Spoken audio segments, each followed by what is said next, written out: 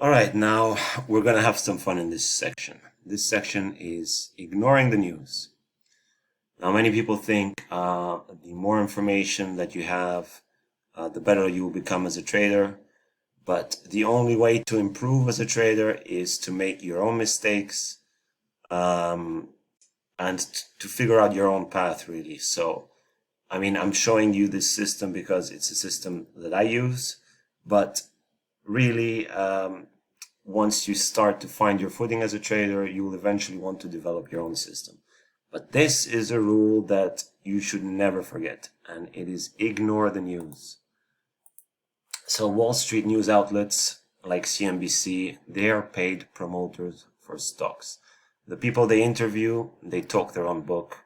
And I've never seen CNBC or Bloomberg or any of these new outlets accurately forecast a stock crash or a depression or a recession even. So, they are typical news outlets. They feed on emotion. They jump on the latest trends and they don't put any money at risk. So magazines, and I'm going to show you something really interesting now. Magazines like Barron's, The Economist, and the FT are notoriously bad at timing markets. In fact, you can use magazine covers as contrarian indicators. And I've done this actually to great success.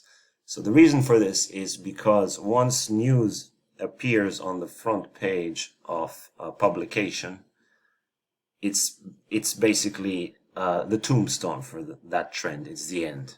And that's because it's run its course, and by the time it reaches, publications, it's more than likely that the trend is at the beginning of the end. So yeah, magazine covers are always bearish at the lows and bullish at the highs. So also ignore the FinTwit gurus, those on Twitter, those who have stock tips and any people selling courses. Now, if people really knew how to trade, they wouldn't want to share that information. They would just want to be selling courses. Obviously, you may think that what I am doing is a bit hypocritical, but believe me, I'm not doing this for the money. I'm sharing this system because I want to cut the learning curve for those who are getting started on their path. And, trading is a lonely business. No one teaches this to you. So you really have to get your fingers dirty and go and dig and figure things out for yourself. And I hope to save some people a bit of blood, sweat, and tears and give them at least a blueprint for how things really work.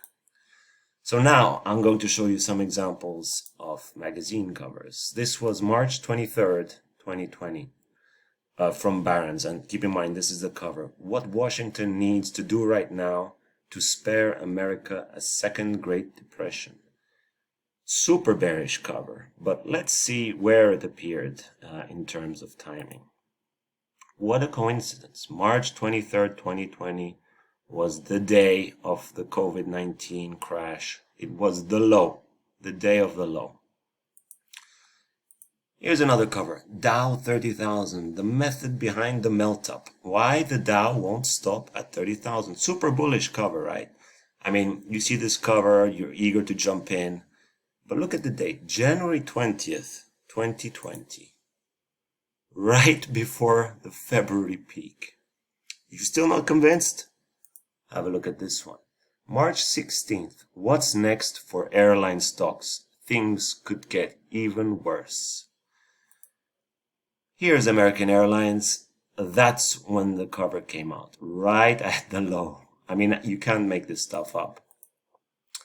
Here's another one. November 5th, 2007. The party's not over.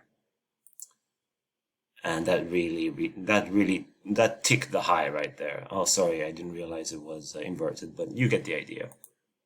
This one is my favorite. Bitcoin storms Wall Street, December 4th, 2017.